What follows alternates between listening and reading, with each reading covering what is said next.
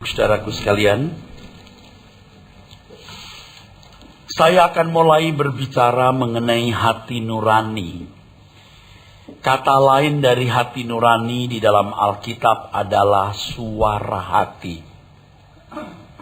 Saudara, hati nurani ini kalau di dalam bahasa Ibrani kita menemukan kata kilyah.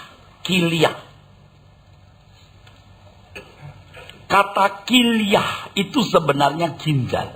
Aneh ya saudara. Ginjal. Dan selalu berbentuk jamak. Kidneys. Menarik sekali bahwa ginjal dalam tubuh manusia berfungsi mengeluarkan dan memisahkan produk buangan metabolisme dari darah. Jadi kalau ginjal rusak, darah harus dicuci. Itu sekian persen nyawanya sudah hilang, saudara. Saudaraku sekalian yang kekasih, jadi ginjal ini memisahkan produk buangan metabolisme dan mengeluarkan produk buangan metabolisme dalam darah. Jadi betapa pentingnya bagi tubuh manusia. Tanpa ginjal maka darah tidak bisa bersih, tubuh akan teracuni. Ini sama dengan hati nurani yang bisa memisahkan apa yang baik dan buruk.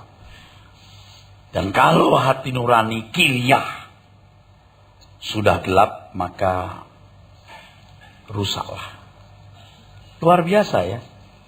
Alkitab itu luar biasa. Padahal pada waktu itu ditulis, saudaraku sekalian, di Mazmur pasal 16 ayat 7. Pasti orang-orang zaman itu belum bisa mengurai ya, fungsi ginjal dalam tubuh manusia.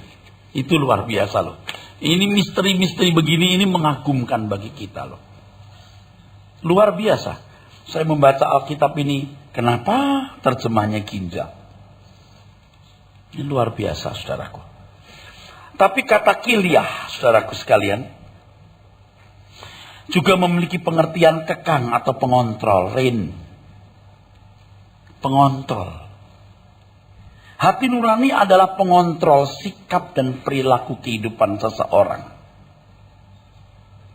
Pengekang, kontrol. Di sini hati nurani juga berarti the mind as the interior self, bagian yang terdalam dari pikiran. Nah, hati nurani ini, saudara, memuat ekstraksi, inti pengertian-pengertian dari seluruh kebenaran dan filosofi yang diserap seseorang. Letaknya bagian terdalam dalam pertimbangan manusia. Maka kata kilyah itu bisa figurasi dari the mind as the interior self, bagian terdalam dari pikiran. Kalau dalam perjanjian baru, saudara, kita menemukan kata suneidesis. Ini digunakan kira-kira 30-33 kali. Ya. Oh ya, saya lupa mengatakan tadi, hati nurani itu di perjanjian lama cuma satu. Di Mazmur 16 ayat 7 tadi itu, saudara. Ya. Kalau di perjanjian baru, 30 lebih. Sekitar 32-33. Saya tidak berani memastikan. Saya sudah mencoba untuk mencari-cari. Paling tidak 30. Kalau saudara membaca Alkitab Bahasa Indonesia, kata hati nurani hanya 22, saudara. Tetapi kata suara hati juga suneidesis. Ya. Nah itu kalau digabung semua kata suneidesis sekitar 32-33. Paling tidak 30. Kata lain dari hati nurani tadi sudah saya katakan suara hati, saudaraku. Nah, suneidesis ini artinya co-perception, bersama memahami. Suneidesis juga berarti consciousness, kesadaran moral. Nah, memahami pengertian etimologi asal-usul kata hati nurani atau suara hati tidaklah cukup, saudara. Kalau kita hanya membahas pengertian Hati nurani dari bahasa asli, dari etimologi kata itu belumlah lengkap. Makna atau pengertian lengkapnya harus dibedah dan dieksplorasi secara mendalam dari seluruh Alkitab. Mengapa berbicara mengenai hati nurani penting, saudara? Padahal ini sangat rumit. Pada mulanya saya menghindari. Tetapi saya masih merasa belum puas, ada sesuatu yang kurang. Sampai kemudian saya tertumbuk dengan hati nurani. Satu pokok bahasan yang rumit. Tetapi kita akan coba menemukan kerangka berpikir mengenai apa itu hati nurani. Untuk supaya kita bisa memahami bagaimana kehidupan kekristenan yang benar. Sebab memahami hal hati nurani ini sangat penting. Kenapa? Sebab hal hati nurani tidak saya ada-adakan atau tidak saya lebih-lebihkan. Berkaitan dengan proses hidup dipimpin roh. Saya kalau bisa menghindari, saya hindari, saudara. Sebab kalau saudara membaca buku juga hampir nggak ada buku bicara soal hati nurani. Dari mana sumbernya? Tapi ternyata hal hati nurani ini berkaitan dengan proses hidup dipimpin roh. Orang yang hati nuraninya terbentuk dan terbangun oleh kebenaran-kebenaran Allah akan menjadikan hati nurani tersebut wakil suara Allah. Dan segala pertimbangan serta keputusannya sesuai dengan yang Allah inginkan. Nah, inilah baru ketepatan atau tidak meleset. Bila hati nurani berkeadaan seperti ini, maka seseorang baru bisa berjalan seirama dengan roh. Stoikomen. Sama dengan pimpinan roh. Kalau hati nurani kita, saudaraku sekalian, tidak dibangun dari kebenaran-kebenaran firman Tuhan, maka seseorang tidak akan bisa berjalan seirama dengan roh Allah. Kalau kamu hidup oleh roh, baiklah hidupmu juga dipimpin oleh roh, stoiko. Ada dua kata yang diterjemahkan dipimpin dalam bahasa Yunani. Yang pertama aku, yang kedua stoiko. Ya, yang pertama ago, yang kedua stoiko. Yang kedua stoiko, saudara. Ago dipimpin atau dibawa. Stoiko juga tulit. Dibawa, tapi ini harus seirama. Berjalan seirama. Roh Kudus mau bawa kita. Bagaimana mengerti, mengenal kehendak Allah dan berjalan seiring dengan Dia. Tetapi kita yang dibawa bersedia enggak? Seirama enggak? Hati nurani yang dibangun dari kebenaran-kebenaran firman Tuhan, itu akan membuahkan, saudaraku, kehidupan yang seirama dengan roh. Mari kita belajar, saudaraku, ya. Saudara akan mendapatkan penjelasan yang lebih lengkap, ya, dari etimologi atau asal usul kata dan lain sebagainya. Nah, pada kesempatan ini saya kira saya perlu hanya menekankan hal-hal yang bisa membangun pengertian Bapak Ibu saudara-saudara sekalian untuk memahami apa itu sunaidesis atau hati nurani. Nah, kita mulai dengan pertanyaan yang jarang orang kemukakan, tapi perlu untuk direnungkan berkenaan dengan hal suara hati atau hati nurani atau sunaidesis ini. Pertanyaan itu adalah, apakah Allah memiliki jiwa? Sebenarnya saya juga tidak mau bikin pertanyaan begini, saudara. Siapa sih orang yang mau bikin persoalan, saudara? Saya itu mau menghindari hal-hal yang bisa menimbulkan konflik. Tapi kalau tidak begini, tidak bisa ditelanjangi itu kebenaran. Sungguh, saya bukan pesakitan yang senang menyampaikan hal yang unik-unik, aneh-aneh sampai orang pusing-pusing gitu. Tapi saya tidak bisa avoid ini. Saya tidak bisa hindari ini, saudara. Apakah Allah memiliki jiwa? Sejujurnya pertanyaan ini hampir tidak bisa dijawab. Namun demikian ada kerangka berpikir yang akan dikemukakan dalam bahasan saya ini, yang bisa membawa kita mendekati jawaban atas pertanyaan tersebut, walaupun mungkin tidak sempurna. Dan jawaban dari pertanyaan tersebut haruslah memiliki implikasi dalam kehidupan kita secara konkret. Jadi bukan hanya konsumsi pikiran, oh ya Allah punya jiwa atau tidak punya jiwa. Jawabannya harus punya implikasi. Dan kalau sekarang kita bicara soal hati nurani, harus menjadi penopang, salah satu penopang dari pembahasan mengenai hati nurani ini, saudara. Jadi bukan hanya sekedar konsumsi pikiran, ya, tetapi harus punya implikasi, artinya punya dampak untuk menuntun kita berperilaku. Kebenaran yang benar dan murni, kebenaran yang benar-benar benar, akan mendorong atau mendesak seseorang bukan saja mampu berkata aku tahu, tapi juga aku mau. Kalau dulu kita sering berkata, saudara jangan hanya mendengar firman, lakukan dong. Kalau orang benar-benar menerima kebenaran yang benar-benar benar, kebenaran itu akan menyandera Anda. Nggak bisa enggak. Firman itu tidak akan kembali dengan sia-sia. Kecuali Anda keras kepala. Goodbye. Jadi kebenaran yang benar-benar benar itu akan mendorong, mendesak seseorang.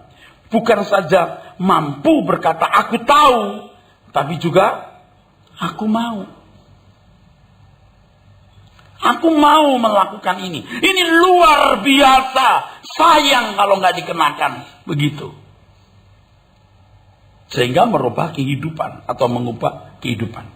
Nah, pertanyaan, apakah Allah memiliki jiwa? Itu memberi kesan seakan-akan jiwa bisa terpisah dari roh. Sebab banyak di antara bapak ibu yang berpikir bahwa kalau orang mati rohnya ke surga, jiwanya tidak jelas kemana. Pasti. Dalam berbagai kesempatan saya dialog dengan orang, pada umumnya orang berpikir bahwa kalau mati roh kembali kepada Allah. Tubuh kembali ke tanah, jiwa nggak diomongin, ya kan? Jiwa tidak disebut-sebut. Gimana itu? Nggak tahu. Saya jelaskan. Kalau kita mencoba untuk memisahkan jiwa dari roh, itu salah sekali. Salah sekali. Manusia tidak bisa menjadi manusia tanpa dua-duanya, yaitu roh dan jiwa. Harus dimengerti bahwa jiwa tidak akan dapat terpisah dari roh atau sebaliknya. Makanya ketika bicara soal struktur permanen manusia, apakah manusia terdiri dua, dikotomi, atau tiga, trikotomi, tubuh, jiwa, dan roh, atau hanya manusia lahiriah dan batiniah, jasmaniah dan rohaniah. Dua-duanya harus diakomodir benar. Oh, kalau saya trikotomi bukan dikotomi, tidak bisa. Saya dikotomi bukan trikotomi, tidak boleh. Semua benar harus diakomodir, saudaraku. Harus dimengerti bahwa jiwa tidak akan dapat terpisah dari roh atau sebaliknya. Roh adalah unsur kehidupan dan jiwa adalah unsur kesadaran. Nah, sementara ini ditangkap dulu. Roh itu unsur kehidupan, jiwa unsur kesadaran. Sekali lagi, walaupun kita tidak menemukan jawaban yang sempurna, tetapi kerangka berpikir ini akan membantu kita. Kalau manusia diciptakan segambar dengan dirinya, kita sulit untuk tidak menjawab. Unsur-unsur yang ada pada manusia juga ada pada Allah. Digiring dulu ke situ. Kalau Anda nggak suka, ya sudah. Kalau dikatakan bahwa manusia diciptakan segambar dengan Allah, nggak mungkin jauh-jauh keadaannya. Amin. Nggak mungkin jauh-jauh keadaannya. Tapi nggak sama persis. Oke, tapi nggak mungkin jauh-jauh. Nggak mungkin. Nah, Allah memiliki kesempurnaan dalam dirinya. Katakan amin.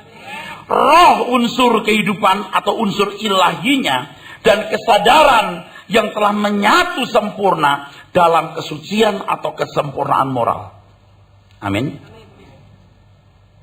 Allah punya kesadaran, juga unsur kehidupan ilahi tentunya. Sempurna. Saudaraku sekalian, pada pribadi Allah tidak ada niat jahat sama sekali. Jelas. Dan tidak akan dapat berbuat suatu kesalahan. Benar. Dan tidak ada perubahan sama sekali. Amin. Kalimat tidak ada perubahan, tidak akan berbayang. Itu bukan kalimat sederhana loh. Di Alkitab. Sebab akan membandingkan dengan manusia. Beda loh kamu dengan Allah. Bedanya di mana? Ikuti terus. Sebaliknya iblis juga memiliki roh.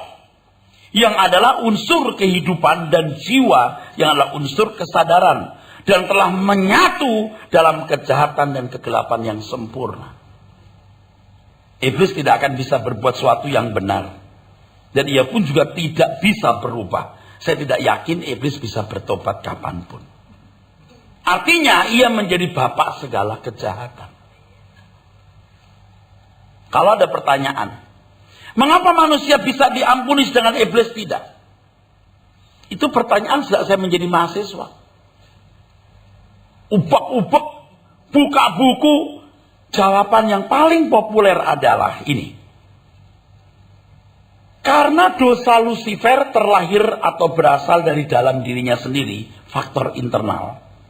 Tetapi manusia jatuh dalam dosa karena bujukan dari luar, faktor eksternal. Itu jawaban paling populer sejak saya mahasiswa. Tetapi jawaban itu tidak memuaskan. Ada satu rahasia yang belum terbuka. Jujur, bukan mengada-ada. Saya kalau ditanya orang, jawaban saya begitu. Tapi kalau saya mau jujur, aku tidak yakin apakah hanya itu jawabannya. Itu bisa benar, apakah hanya itu. Sekarang saya punya jawaban yang lain. Jawaban yang lebih memiliki implikasi. Ingat, kalau hanya begitu tidak punya implikasi loh. Jawaban yang lebih implikatif. Apa itu? Siap dengar, saudara?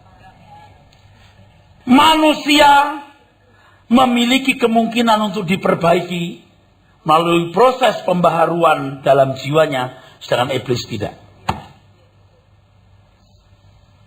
Sederhana tapi memuaskan. Paling tidak sekarang.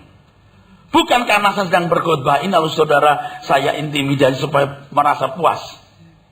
Jiwa manusia adalah komponen yang ditaruh Tuhan yang dapat mengantar eksistensi individu kepada keserupaan dengan Allah Bapa. Tetapi jika tidak memilih digarap guna menjadi serupa dengan Bapa, ya iblis yang akan menggarap supaya serupa dengan iblis. Dan itu resiko tinggi kehidupan. Apakah menjadi serupa dengan Bapa atau serupa dengan iblis. Jadi saudaraku sekalian, orang Yahudi yang menolak Tuhan Yesus dan mengikuti cara hidup munafik dikomentari oleh Tuhan Yesus sebagai orang-orang yang bapaknya iblis. Lalu penjelasan berikutnya atau penjelasan sampingannya, menghujat roh. Lu orang juga gak bisa diperbaiki. Betul gak? Gak bisa diperbaiki, menghujat roh. Perlu diperhatikan dengan serius bahwa pengampunan dari Allah Bapa bukan hanya sampai menganggap kesalahan bisa ditolerir dan dilupakan. Atau kalau orang punya hutang misalnya, hutang sama saya berapa? Oh 150 miliar. Udah saya anggap selesai. Jangan berpikir begitu. Ini yang menyesatkan. Dan rata-rata orang Kristen berpikir begitu. Karena serapan dari agama-agama lain. Itu yang paling kuat. Perlu diperhatikan dengan serius bahwa pengampunan dari Allah Bapa bukan hanya sampai menganggap kesalahan bisa ditolerir atau dilupakan. Mengampuni itu berarti memperbaiki.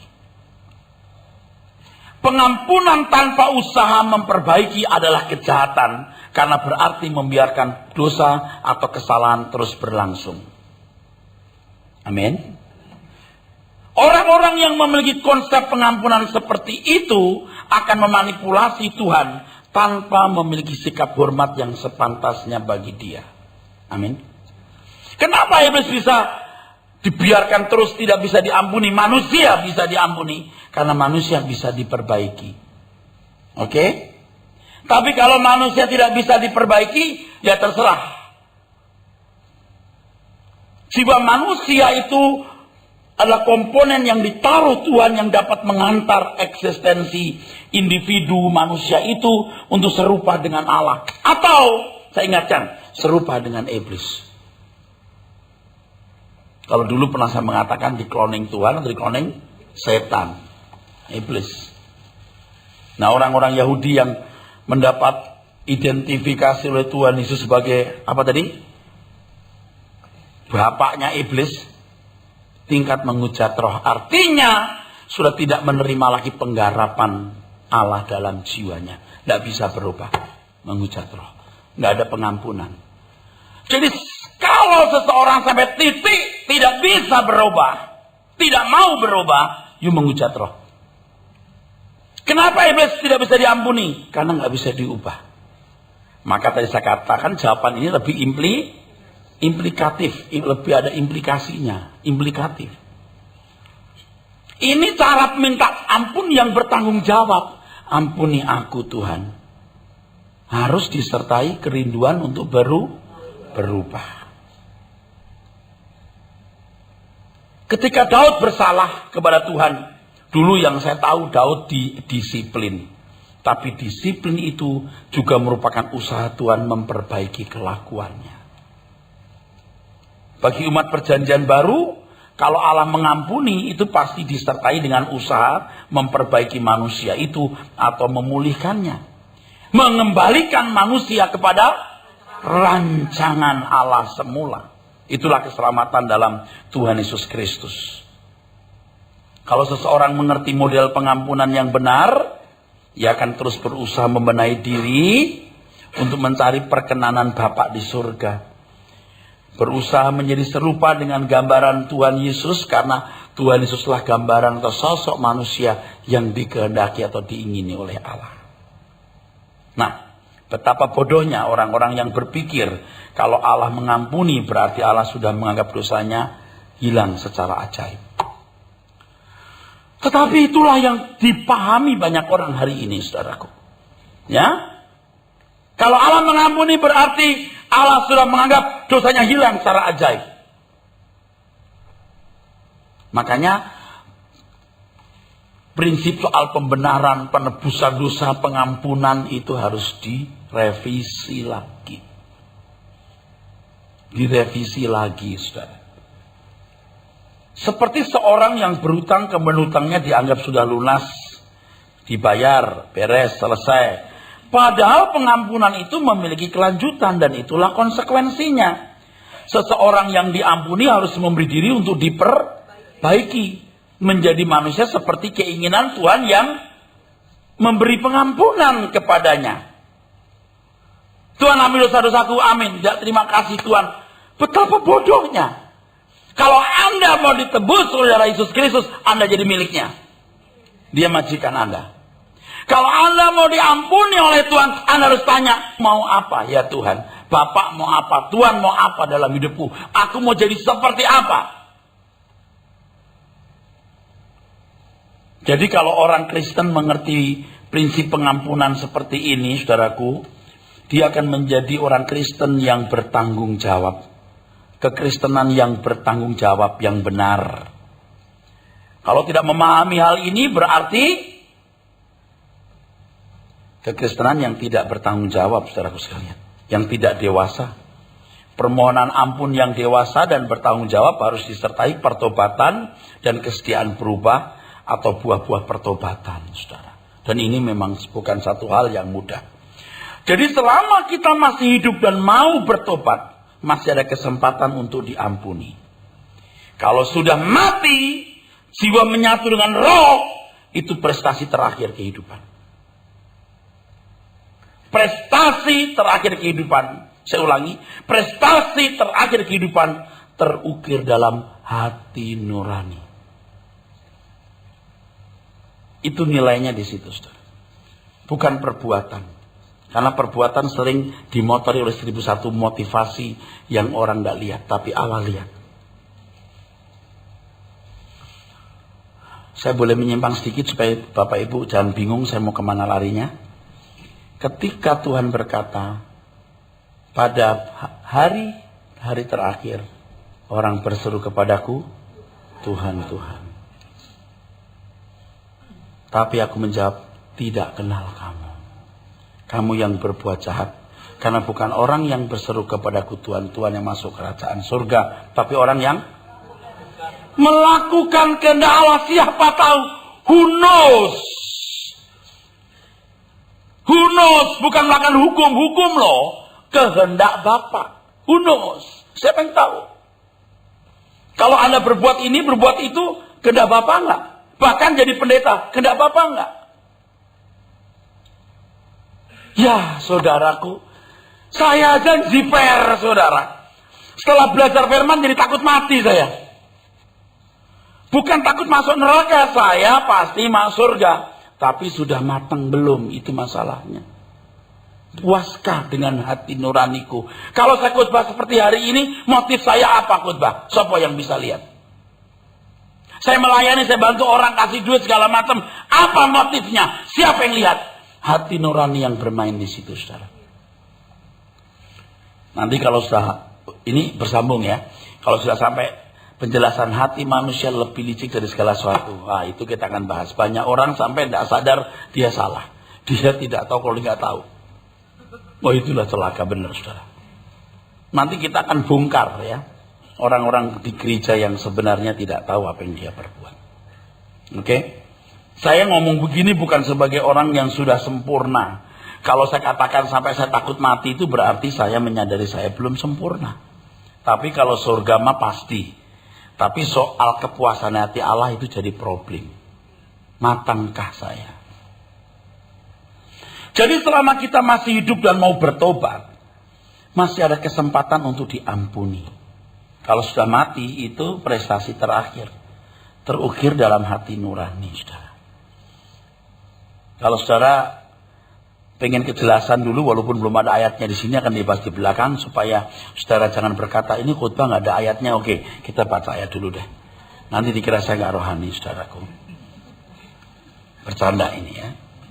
Roma pasal 2 dulu, saudara. Ayat 12 sampai 15. Roma pasal 2 ayat yang ke-12 dimulai. Coba dengerin ini. Roma 2 ayat yang ke-12. Sebab semua orang yang berdosa tanpa hukum Taurat akan binasa tanpa hukum Taurat. Dan semua orang yang berdosa di bawah hukum Taurat akan dihakimi oleh hukum Taurat. Karena bukanlah orang yang mendengar hukum Taurat yang benar di hadapan Allah, tetapi orang yang melakukan hukum Tauratlah yang akan dibenarkan. Apabila bangsa-bangsa lain yang tidak memiliki hukum Taurat oleh dorongan diri sendiri melakukan apa yang dituntut hukum Taurat, maka walaupun mereka tidak memiliki hukum Taurat, mereka menjadi hukum Taurat bagi diri mereka sendiri. Sebab dengan itu mereka menunjukkan bahwa isi hukum Taurat ada tertulis di dalam hati mereka, dan suara hati mereka sunaidesis turut bersaksi, dan pikiran mereka saling menuduh atau saling membela. Hal itu akan nampak pada hari. Hal itu akan nampak. Nah ini yang saya mau ajak sudah melihat. Hal itu akan nampak ayat 16. Pada hari bila mana Allah sesuai dengan Injil yang kuberitakan. Sesuai dengan Injil yang kuberitakan bahwa akan ada penghakiman. Kenapa ada penghakiman? Sebab ada yang menanggung dosa. Sebab kalau nggak ada yang menanggung dosa, nggak ada penghakiman, langsung bles masuk neraka semua. You sebaik apapun, you nggak bisa bayar kesalahan you. Nggak ada orang yang bisa melakukan hukum Taurat dengan sempurna, bles neraka kabeh. Tapi dengan adanya yang menanggung dosa dunia, baru ada penghakiman. Amin. Ngerti ya maksudnya? Penghakiman itu bisa ada setelah ada korban Tuhan Yesus. Tapi korban itu tidak membuat otomatis orang masuk surga. Ada penghakiman. Sesuai dengan Injil yang kuberitakan, ada penghakiman. Terus akan menghakimi segala sesuatu yang tersembunyi dalam hati manusia oleh Kristus Yesus. Dia yang menebus dosa, dia yang menanggung dosa, dia berhak menghakimi. Dan dia berhak mengampuni. Maka kalimat berkata, anak manusia berhak mengampuni. Itu kalimat gak main-main loh. Kenapa? Dia yang menanggung dosa. Kau masih bisa pikul dosamu. Kau juga bisa. Gak ada yang berhak ngomong gitu kecuali anak manusia. Apa ukurannya? Apa tadi? Segala sesuatu yang tersembunyi dalam hati manusia. Prestasi terakhir terukir dalam hati nurani. Pada waktu itu tidak ada kesempatan lagi untuk bertobat, sebab tidak ada lagi anugerah untuk memperbaiki diri, dan Tuhan pun menutup pintu anugerahnya. Oke. Hati nurani Allah sempurna, kudus dan tidak bercelah. Amin. Tidak ada niat jahat setitik pun, dan tidak bisa berbuat salah. Kalau hati nurani sudah sempurna, tidak ada perbuatan salah yang bisa dilakukan. Tidak akan bisa berbuat salah. Sebaliknya hati nurani iblis, kalau boleh, tapi nggak boleh sebenarnya. Kalau boleh menggunakan kata hati nurani, sebaliknya hati nurani iblis, kalau boleh menggunakan kata hati nurani ya, gelap dan jahat semata-mata. Iblis dianggap tidak memiliki hati nurani, sebab hati nurani menunjuk kepada kehendak roh yang sesuai dengan kehendak Allah. Hati nurani biasanya dianggap sebagai institusi lembaga ilahi, bukan milik siapapun. Ya, itu milik Allah yang ditaruh dalam hati manusia, yang Allah mau itu digarap seperti hati nuraninya. Hati nurani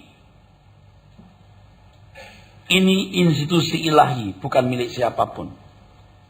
Iblis hanya memiliki yang disebut hasrat untuk membunuh, mencuri, dan membinasakan. Jadi nggak boleh sebenarnya disebut hati nurani. Iblis nggak punya hati nurani. Sebab hati nurani itu, saudaraku sekalian, menunjuk kepada kehendak roh yang sesuai dengan kehendak Allah. Karena hati nurani iblis sudah rusak, nggak bisa disebut hati nurani. Jadi kalau Tuhan Yesus berfirman, karena itu haruslah kamu sempurna, sama seperti Bapamu yang di surga adalah sempurna. Itu berarti orang percaya dipanggil, diperlengkapi, diberi kuasa eksosia, supaya dapat memiliki hati nurani seperti Bapa di surga. Seperti Bapa itu apa ya? Abstrak kan? Tapi setelah kita belajar hati nurani, kita akan melihat kejelasan hati nurani. Di sini seseorang bisa menjadi manusia yang sangat berkualitas. Bukan sekedar bisa melakukan hukum dan menjadi baik, tapi bisa mengerti kehendak Allah, apa yang baik, yang berkenan dan yang sempurna. Itu namanya melakukan kehendak Bapa. Inilah yang dimaksud memiliki pikiran perasaan Kristus. Nah, dari tadi kita hati nurani terus. Apa sih pengertiannya? Baru saya ngomong. Nah, banyak orang khotbah menyampaikan satu pernyataan, tapi pernyataan nggak dibedah. Misalnya, kamu harus dewasa. Katakan sebelahmu, tanyakan, apa kamu sudah dipulihkan? Coba dipulihkan itu apa coba? Dewasa itu yang bagaimana? Tapi dianggapnya semua sudah seragam. Betapa kacaunya. Ngerti saudara? Makanya kalau belajar firman itu harus duduk manis, tidak boleh ngantuk. Oke? Dalam buku yang saya tulis, saya membahas mengenai apa itu roh. Kalau kita suka bicara roh itu apa? Alam roh itu apa? Roh itu pribadi, spirit, atau semangat, atau apa? Harus dibedah. Itu beberapa lembar. Tapi kalau kita bicara roh, kita sudah anggap semua orang tahu roh. Apa? Nah, makanya Bapak Ibu harus rajin belajar. Hati nurani adalah kemampuan yang dimiliki. Sekarang saya masuk ke wilayah manusia, ya bukan Tuhan lagi ya. Tuhan sudah sempurna. Oke? Hati nurani adalah kemampuan yang dimiliki manusia dari fenomena moralnya untuk menetapkan dan memutuskan apa yang baik dan buruk secara subjektif. Secara subjektif. Hati nurani adalah kemampuan yang dimiliki manusia dari fenomena moralnya untuk menetapkan dan memutuskan apa yang baik dan buruk secara subjektif. Di sini hati nurani berfungsi sebagai pembuat peraturan. Apa yang boleh, apa yang tidak boleh. Kalau saudara sudah dididik dari kecil tidak boleh ambil dompet orang ya, oke? Itu sudah melekat ya dalam hati nurani saudara. Begitu lihat ada copet, kok diambil? Ya, ngerti nggak saudara? Oke. Hati nurani lah yang membuat ukuran apakah suatu tindakan itu bernilai kebenaran atau kejahatan. Oh, ini benar, ini baik. Sekaligus hati nurani lah yang mendorong seseorang mengambil suatu keputusan. Jika ternyata apa yang terlanjur dilakukan tidak sesuai dengan norma yang dipahami, entah karena terpaksa, entah karena dorongan sesuatu. Kalau orang punya hati nurani ada penyesalan, rasa tidak aman. Di sini hati nurani juga sekaligus menghukum. Jadi eksekutif, legislatif, yudikatif. Jadi satu di sini.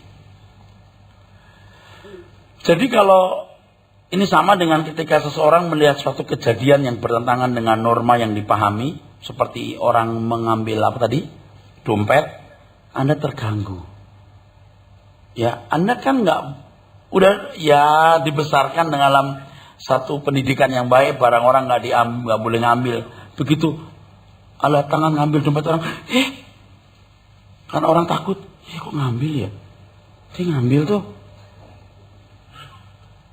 Ngerti nggak saudara? Tapi kalau orang juga biasa nyopet, dia lihat orang nyopet, dia nyopet, berhasil dia. Paham nggak saudara?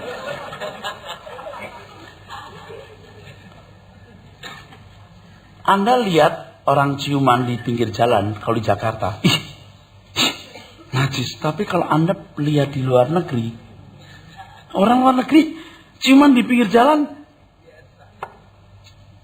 ya dianggap biasa aja. Nah itu kan karena sudah punya cap dalam hati nuraninya. Cap. Hati nurani ini adalah institusi dalam diri manusia yang paling berperan mengarahkan hidup. Maka tadi Mazmur 16 ayat 7 coba kita baca ya. Saudara, khotbah ini akan berlanjut beberapa seri ke depan, ya. Jadi kalau hari ini nggak lengkap betul jangan. Tapi kalau begini gimana belum diomongin? Kok nggak? Ya nanti. Nanti. Saudara harus duduk manis. Lalu Bapak Ibu juga harus mendengarkan sedih-sedih khotbah saya. Anda mesti dengar. Nanti nyambung terus. Sebab sementara saya menyampaikan pelajaran ini, ada beberapa hal yang mesti ada pernik-pernik yang harus saya bedah. Dan itu waktunya nggak cukup harus saya bedah semua. Maka harus rajin-rajin mendengar. Ini masalahnya. Oke, baca Pak. Mazmur 16 ayat 7. Aku memuji Tuhan yang telah memberi nasihat kepadaku. Ya, pada waktu malam hati nuraniku mengajari aku. Pada waktu malam hati nurani tadi apa? Kiliah tadi, ginjal tadi mengajari aku. Hati nurani terbangun oleh apa yang didengarnya. Kalau seseorang mendengar firman Tuhan, kebenaran firman Tuhan itu akan terus mengejar dia. Firman yang murni akan memburu seseorang sehingga orang itu tersandera. Firman yang murni akan menuntut diaplikasikan dalam kehidupan secara konkret. Sedangkan Anda punya daging. Daging ini juga punya keinginan, nuntut. Nah waktu malam hari Anda langsung nginget gitu. Apa yang Anda lakukan? Itu salah. Waktu aku emosi, aku bilang, salah itu. Tapi waktu malam mana kita bilang salah? Makanya kan ada orang bilang kalau mau marah, coba ngitung 100 kali dulu. 1, 2, 3, 4. Tapi banyak orang ngitung, tapi 1 langsung 100, saudara. Meledak, selesai. Kalau bisa teduh aja. Karena ketika Anda punya emosi dalam derajat panas tertentu, itu bisa muncul di mulut itu macam-macam. Tapi kalau dingin, nggak muncul. Nah, didinginkan dulu. Nih kadang-kadang belum dingin udah meledak-ledak. Kan banyak orang yang temperamennya begitu. Duar. Malamnya baru. Itu salah. Dia mulai memisahkan. Ini yang benar. Mestinya saya begini. Ginjal tadi. Luar biasa. Nah, langsung hati nurani itu juga mengendalikan kemudi kehidupan seseorang. Ya. Tadi dalam teks bahasa Ibrani juga kilyah berarti rein itu kekang atau kendali atau pengontrol. Allah memberi manusia kontrol atau kendali yang harus dikendalikan dan dikontrol oleh dirinya sendiri. Nah, ini kalimat penting. Dirinya sendiri. Ya Tuhan, pimpinlah aku, arahkan jalanku. Aku udah terlanjur menciptakan kamu jadi manusia, bukan boneka, nak. Maka nanti kalau kita belajar soal hidup dipimpin roh, itu bukan roh Allah, roh manusia. Karena roh manusia satu kemistri dengan roh Allah. Nah ini nanti ya, jangan ini dulu. Jangan curiga dulu ya. Percaya ini benar ya. Allah memberi manusia kontrol atau kendali yang harus dikendalikan dan dikontrol oleh dirinya sendiri. Oleh manusia itu. Hal ini jelas menunjukkan bahwa manusia memiliki kesadaran yang memungkinkan manusia memiliki kebebasan. Tapi hati nurani itu juga dikendalikan oleh Allah. Selesai. Kalau Anda ngomong begitu, goodbye. Udah, selamat loh. Caramu. Nah, hal ini yang membuka kemungkinan manusia bertanggung jawab kepada Allah. Wahyu 14:12, Wahyu 20 ayat 12 dan seterusnya. Institusi inilah hati nurani yang tidak dimiliki oleh hewan. Itulah sebabnya hewan tidak memiliki kesadaran mengenai moral dan tidak memiliki kehendak bebas juga. Nah, terus perhatikan, amin saudara. Kejatuhan manusia ke dalam dosa membawa manusia kepada kondisi di mana hati nurani tidak bisa didewasakan atau disempurnakan sampai level sesuai dengan yang Bapa inginkan. Ini kalimat penting. Inilah yang disebut telah kehilangan kemuliaan Allah, tapi tidak kehilangan kemuliaan manusia. Manusia tetap sebagai manusia yang melebihi segala binatang dan makhluk hidup lainnya di bumi. Bagaimanapun hati nurani manusia masih baik dibanding hati nurani binatang. Karena binatang memang tidak memiliki hati nurani. Tetapi masalahnya juga ada. Kalau sampai manusia gelap hati nuraninya, maka dia bisa lebih jahat dan punya akibat yang lebih luar biasa dibanding kejahatan binatang. Oke? Nah, saudara, sebelum saya teruskan, saya mau menyinggung satu hal. Mungkin ini nggak kepikir sama saudara. Ini nanti akan, karena ini penting untuk dipahami ketika saya membahas hal berikut, ya. Kalau kita membaca tadi di Roma pasal 2, 12-15 bahwa hati nurani tertulis di hati. Kardia, bukan di sunaidesis. Taurat ditulis di dalam hati, bukan di hati nurani. Itu kunci penting, saudara. Ya, itu kunci penting, saudara. Kenapa? Karena begini. Roh. Hati nurani itu sebenarnya pendewasaan roh. Kalimat ini nggak tepat betul sebenarnya, tapi saya pinjam dulu, saudara. Ya. Sebab hampir nggak ada batas antara roh dan jiwa, ya. Ya nanti itu sebentar saya pinjam dulu ya, saya pinjam ya. Di sini. Sedangkan Taurat ditulis di dalam hati, di dalam jiwa, pikiran, perasaan, kehendak. Dulu pebayangan saya Allah itu nulis, enggak. Itu keliru. Yang benar adalah Allah memberikan warisan. Habil bisa mempersembahkan kurban bakaran dari siapa? Dari bapaknya, betul? Oke toh? Dari bapaknya. Bapaknya dari mana? Dari Tuhan. Mau tidak mau. Nah, saya mesti menjelaskan soal buah pengetahuan yang baik dan jahat dan pohon kehidupan. Mau menyimpang lagi jadi rumit kan?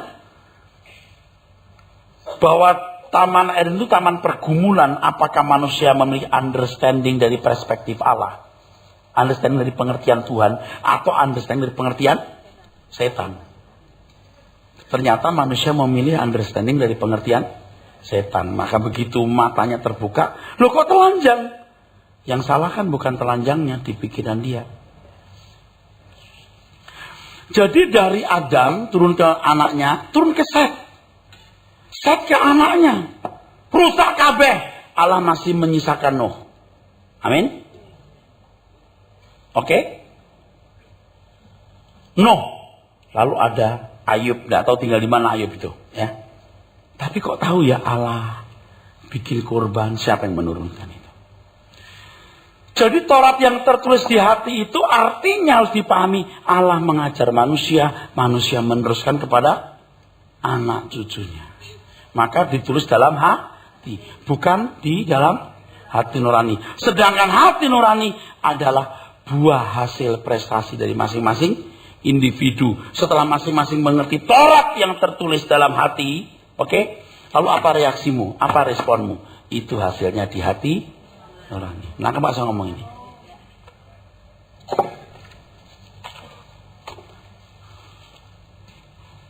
Oke? Ayub menjauhi kejahatan. Di situ banyak teolog kan. Ayub juga punya teman-teman teolog kan. Pasti juga banyak orang yang mengenal Tuhan. Karena mereka juga punya teologi atau teologi ya. Tapi Ayub paling benar. Kenapa? Dia punya nurani, dia memilih ini. Yang sampai akhirnya ya, sempat dia marah, kenapa aku menderita begini, terkutuklah aku. Hari malam di mana aku dilahirkan lebih baik aku gak pernah lahir.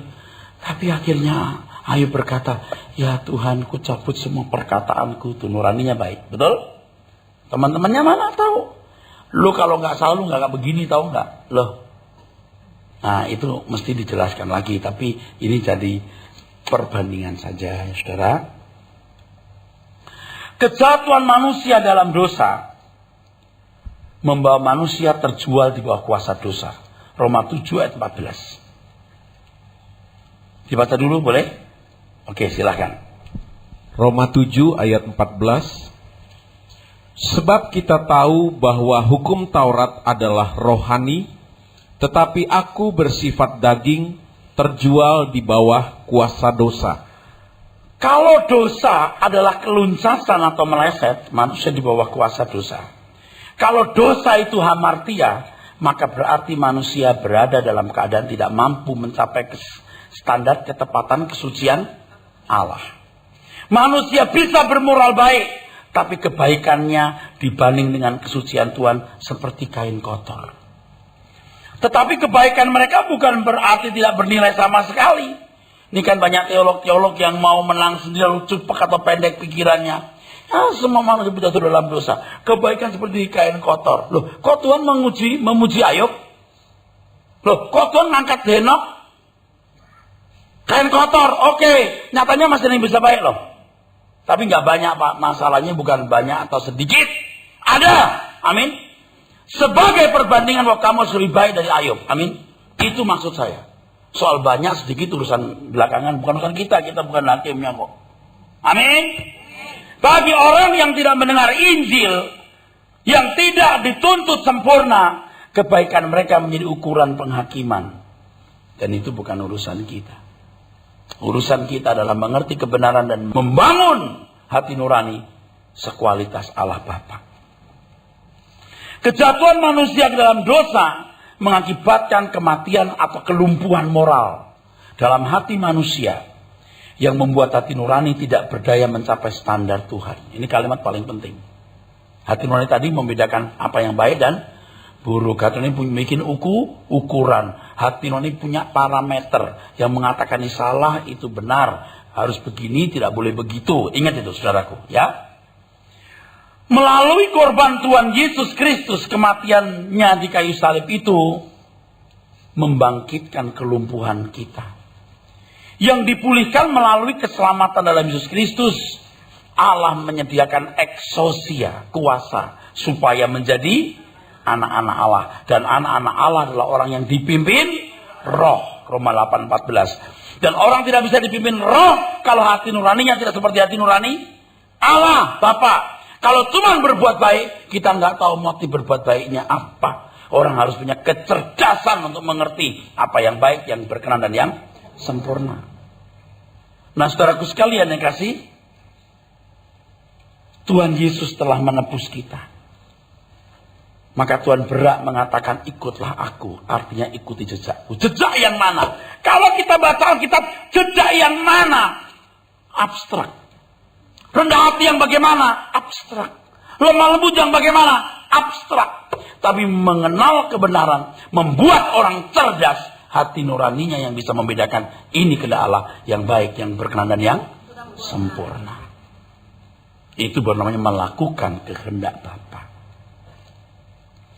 Itulah sebabnya kalau kita berkata, hendaklah kamu dalam hidupmu bersama menaruh pikiran dan perasaan yang terdapat juga dalam Kristus. Yesus itu sebenarnya bukan pikiran perasaan. Di teks aslinya nggak ada dua kata itu, nggak ada. Yang ada phroneo. Ternyata phroneo artinya the mind. Mind as the interior self. Gila, hebat banget. Seperti pengertian hati nurani. Gila bener gitu kalau pakai bahasa preman. Luar biasa. Dahsyat betul saudaraku sekalian. Kalau orang anak muda bilang gila bener itu, dahsyat bener. Maaf saya menggunakan kata gila karena saking luar biasa gitu loh. Nggak pakai bahasa preman ya. Ya boleh mestinya. Dahsyat banget loh. Ternyata kata hati nurani itu, ya, the mind as the interior self, kedalaman berpikir, itu phroneo. Hebat itu. Bukan karena saya mengada-ada. Yang dalam bahasa Inggris diterjemahkan attitude. Tapi itu tentu attitude sikap. Bukan sikap fisik. Sikap batin, sikap hati. Hal ini sangat menunjuk kepada hati nurani. Kita sambung, amin.